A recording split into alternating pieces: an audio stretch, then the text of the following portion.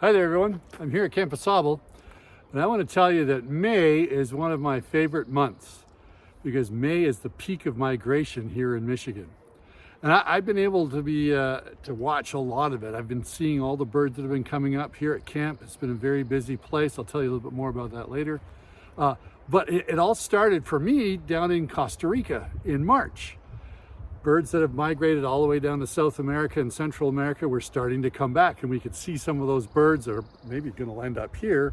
We saw them down there in March. And then in April, we were in Arizona on a birding tour, and the folks that participated in that, we got to see a lot of things migrating up the west side of the nation. Recently, last weekend, we were at Point Pelee National Park. That's in Ontario, just south of Detroit. And Point Pelee sticks out into Lake Erie, and so it's the shortest way to cross Lake Erie. And so all the birds coming up the east side of the state cross over at Point Pelee. And we got to see, I think there was 135 species that weekend. And I just got back from a trip to Berrien County, which is on the southwest part of Michigan. And there, the birds that kind of hit Lake Michigan, they got to go up either to the Chicago side or the Michigan side. And so everything kind of funnels by Berrien County. And I saw 136 species in 10 hours. So things were really moving.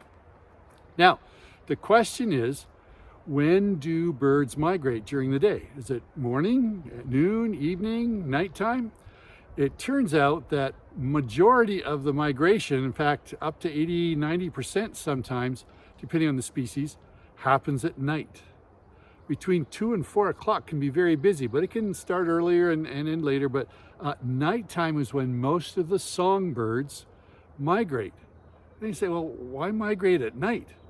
Well, it's safer because the larger predators are daytime predators, and so nighttime is a safer time. So how do we know when birds are migrating, how many, and so forth? Well, it turns out that there are radars like they use for airports for monitoring when planes are coming and going. They use a similar kind of radars to map the birds and where they're flying and when they're flying. And you can look this up for your county. It's on Birdcast, like a forecast for the weather. Well, it's Birdcast. And it tells you all sorts of interesting things. So I pulled up a page in Birdcast, you know, like a forecast for weather. Well, this is Birdcast for birds. And you can look up your county and just go to Birdcast and it'll enter in your county and it'll tell you what happened last night and the night before and so forth. And this is the page from last night from Crawford County. And you can see 1.9 million birds crossed Crawford County last night. And over on the right, you can see 384,000 birds. It was the average at night. So if you could see, there would have been 300,000 birds on average in the sky. Now the graphs below show, break it down a little bit more. You can see there's a lot of migration happened just before midnight. About 11 p.m. was the peak last night here.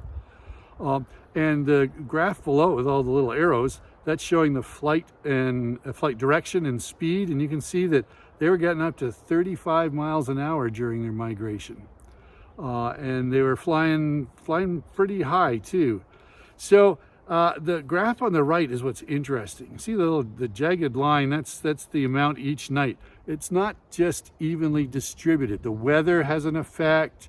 Wind and rain are really bad for migration. Whether or not there's food available, that's another thing that can influence whether birds migrate. And so you can see it's been up and down through April and May. And look at this last night, that peak way high, the most migration we've had all year. And the graph below kind of shows the total number of birds that have migrated. So we're just a little above the average. So things have been really happening here at Camp Sable and other places. Now, this is neat. We have technology that we can follow and see what was happening. This technology can't tell us which birds migrate. So far, we don't have that technology. Maybe someday we will, I don't know. But the question is, how did we learn about birds before we had this radar technology? Well, there's an interesting trick that was used. We know that the migration for songbirds was at night. And so if you have a clear night and you can see the moon, you take your binoculars and you stare at the moon and count the number of birds going by. Silhouettes of birds. You can't tell what they are, but you can count. And then you can compare one night's count to another night's count. earlier in the evening's count to the later count, it wouldn't tell you how many birds total like we have here, but it will tell you whether there's more or less birds migrating.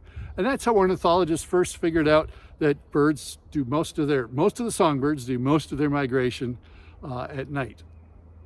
So what's the lesson we can learn from these cool migration patterns we see in this time of year?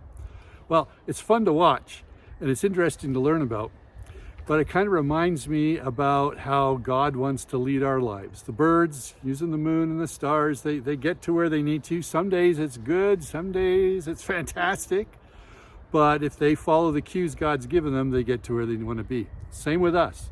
If we follow God's plan, He's going to do something really great with our lives. Some days may be a little down, some days will be really exciting, but in the end, we'll get there. That's the lesson for today. We'll see you next time. Bye now.